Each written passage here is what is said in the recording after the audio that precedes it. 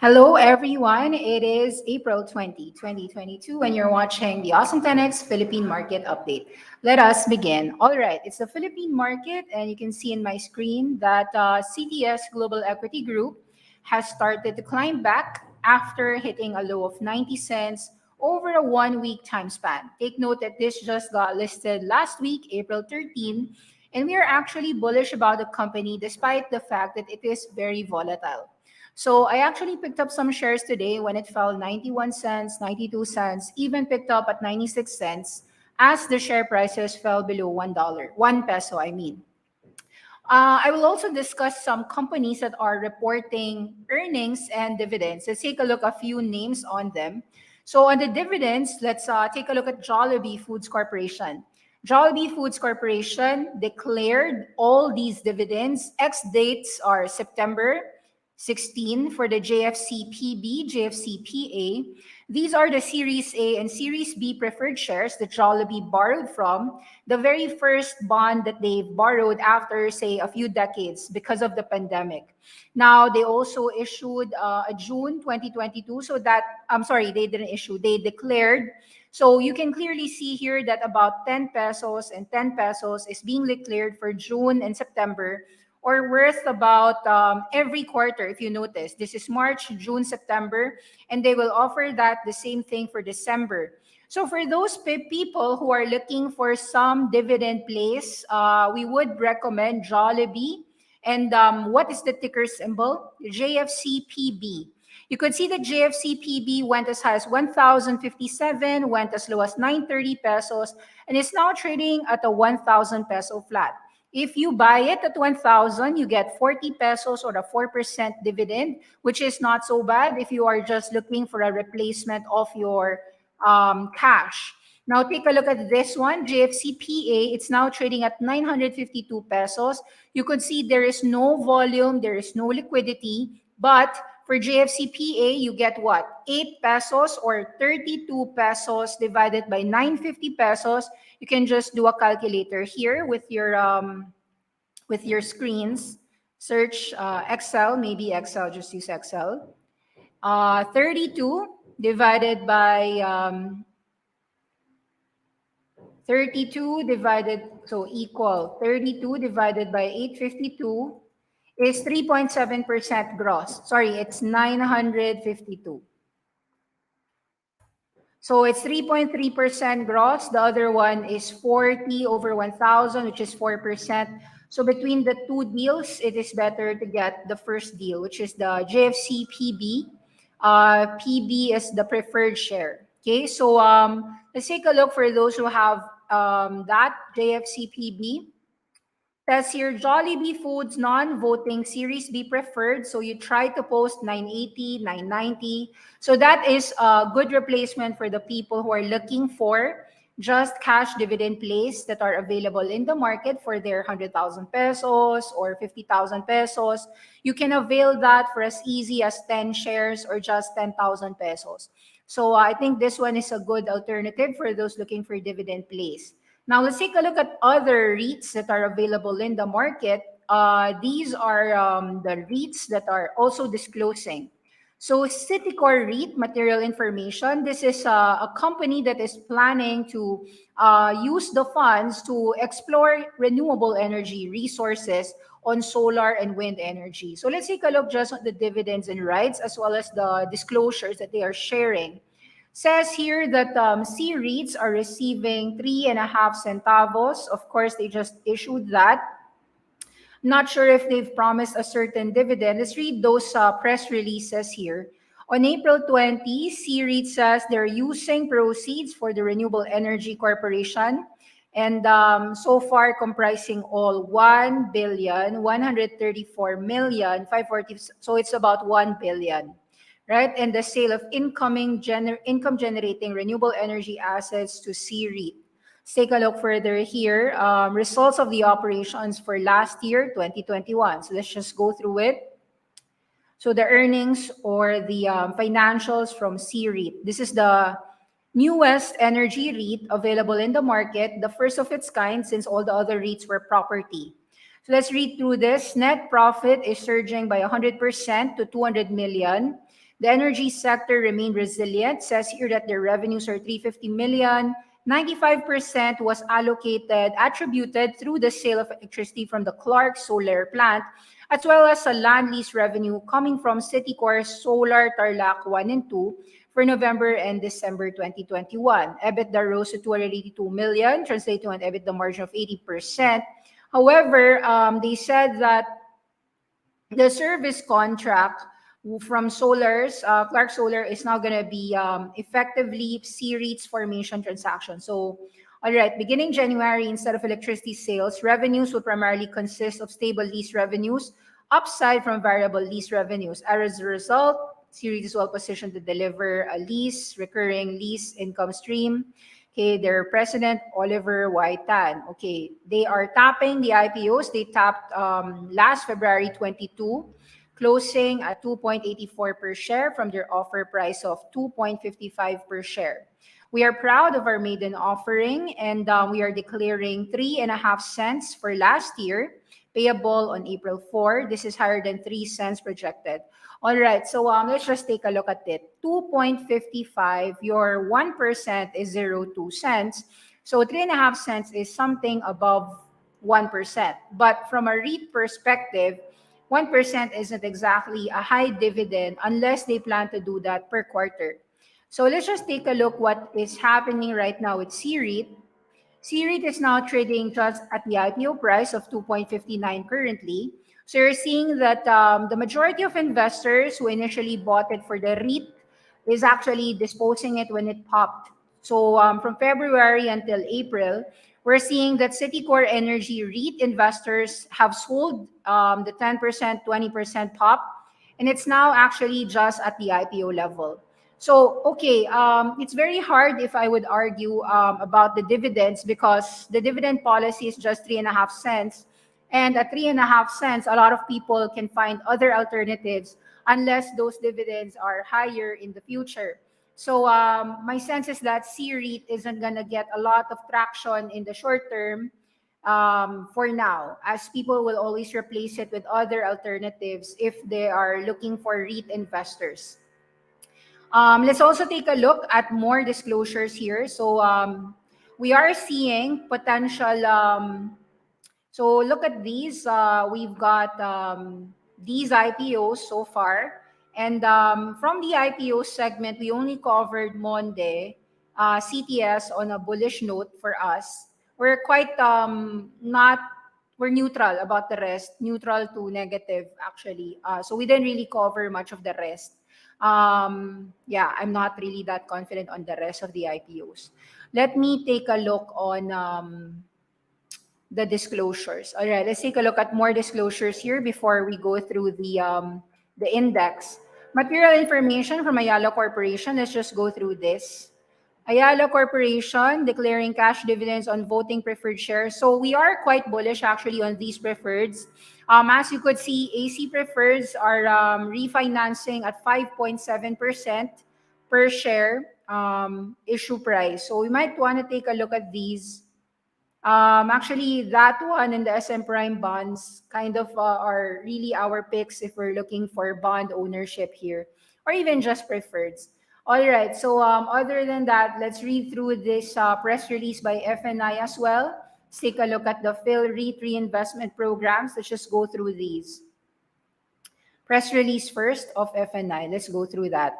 So FNI has issued a huge cash dividend, not bad, 20 centavos. I suppose other nickel providers are also being touted to sell, not sell, but to declare more dividends as quarters go by, given the massive increases of nickel prices worldwide. Let's read through the first shipments of global ferronickel here. Okay, so earnings-wise, let's see. So Platinum Group Metals, a wholly owned subsidiary of FNI, began to ship customers in China with 53,700 wet metric tons of low-grade nickel ore bound for Guangdong Century. And weather permitting, this will exceed their target of 5.5 WMT, 5.5 million, I would assume, consisting of 60% low-grade ore, 40% medium-grade ore. Half of the shipment targeted has been slated for, open to other customers. They have a general nickel supply contract with GCT, NICL, and Bao Steel Resources for 20 and 30 shipments. So this is actually a positive shipment. So we would just actually assume that for the next 6 months, we would still continue to be bullish on any pullbacks on FNI. So FNI already fell naturally after the ex-div date of 20 cents. So from $3, 3 peso to 2.80. So that's just same for the ex-div date. If you are looking for an opportunity to buy on pullbacks, my suggestion is wait somewhere at about 2.65 below to 2.45, just in case you get a better deal. So obviously you've already taken the dividend. Now you're just looking to buy lower if permission, if a permit, if you know, if time or opportunity gives you that opportunity. So all right, so let's take a look at other market index movers. Index right now is 4.7 billion. We can say that is pretty low from a market cap standpoint. It's been low for the last few days already. And you are seeing quite a lot of jump and illiquid movements. So Ayala Land, GT Cap is up today. Let's take a look at index movers. Ali is 35.6, SM Prime is 38.2. ICT continues strongly as shipping freight rates are really going up and up. Actually, shipping rates went up tenfold. So ICT is actually potentially going to continue going higher and will be bought on any dips. ICT 231 right now. It's actually one of those index movers that are just trading at all-time highs. And it's not really going to give you any breather, and it's not going to give you much pullbacks, given that the entire shipping sector is on a tear to the upside, not because of reopening, but because of commodity booms. A lot of people are buying a lot of inventory and stockpiling that, whether it be nickel or core or steel or ore, iron ore. So a lot of that is really being freight shipped, right? So these are already really winning. Sorry, not yeah, ICT. So ICT is a container van. Wait, container terminals. The PSE, this one.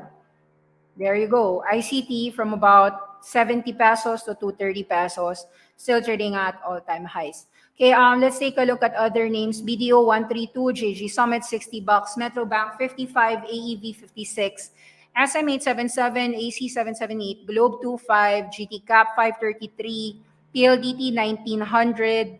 I would assume that most of the utility names like the PLDT and Globe will really stay heavily bid because of the lack of other opportunities in the market. And when there's a lack of opportunities, defense mechanism means that they're always going to go through utility providers, and PLDT fetches the highest yields still in the market from a liquid index standpoint. That's why it's still the still really staying holding there. Okay, we've seen a revaluation so far on pure gold. It has rallied from 31 to about 37.60. That is strong. That is really about stability, as we know that despite recessions, the world will still eat and consume. However, my idea is that when pure gold hits near 40 bucks, the question is cat upside. At some point, 31 really presented great value, but at 40 above, there might be people who will wonder on how strong those revenues will be if you've got a potential recession or inflation scare, whichever is really the harder part to deal with. Okay, so Monde is now trading 13.78. Despite the fact that wheat prices and most of the commodities are jumping, I would say that Monde is getting a rally, but it's more of a bounce play rather than a continuous sustainable trend.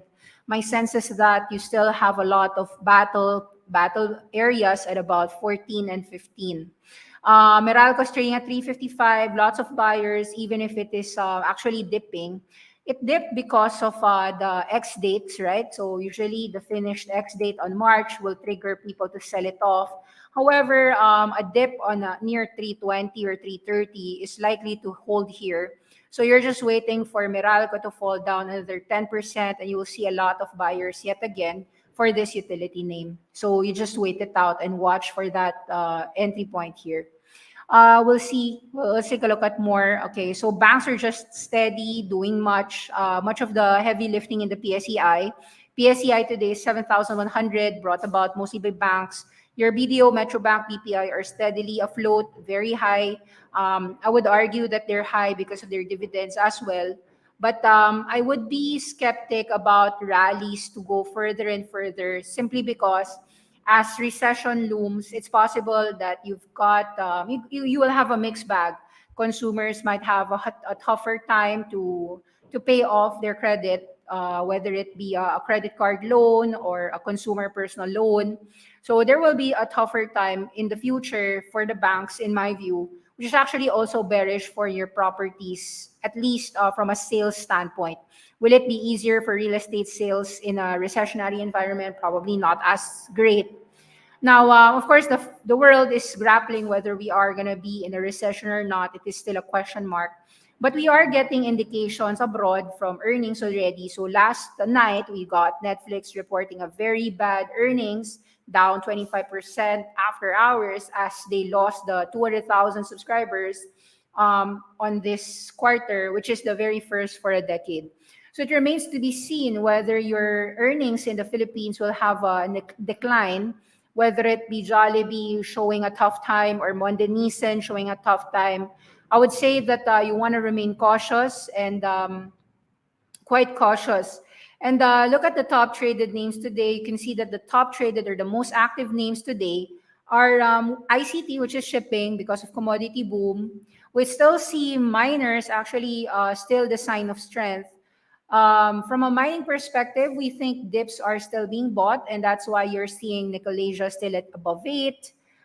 Some people are probably bullish on copper. That's why Atlas is strong.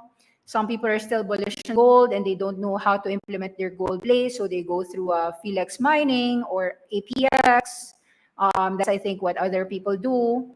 And then for nickel, yeah, so you got nickel F9 marks steadily strong actually from a year-to-date perspective and even from a one-year perspective, simply because of commodities in the Philippines, as there's really a lack of opportunities when it comes to what stocks to buy. Maybe the contrarians, aside from nickel, will also look at CTS. Sorry, that's not CTS. CTS is very new. This is just a 1 week IPO so far.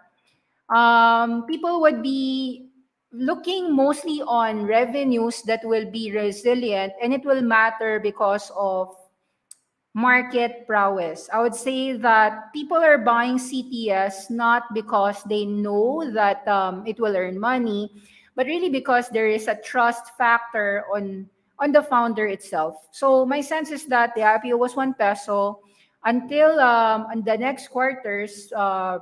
You will actually be seeing this trade with a volatile range, in my view.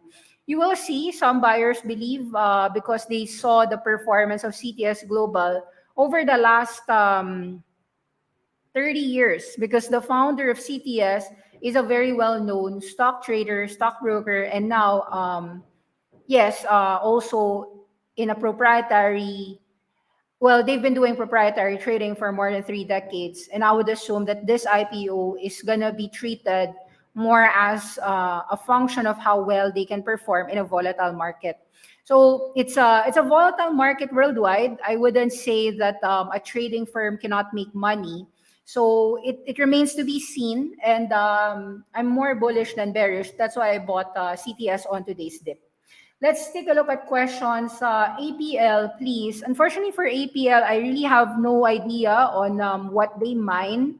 APL is Apollo Global Capital. It's trading at 4 cents. I don't have much idea, so I cannot share anything else about this, except that it's been in a strong downtrend here. So any rallies would have tons of resistance here at about 6 centavos. So I wouldn't buy it, but yeah, I wouldn't be involved. Okay, Security Bank, is this a good long-term play? From a long-term perspective, I am a little bit biased to be leaning more on towards Union Bank.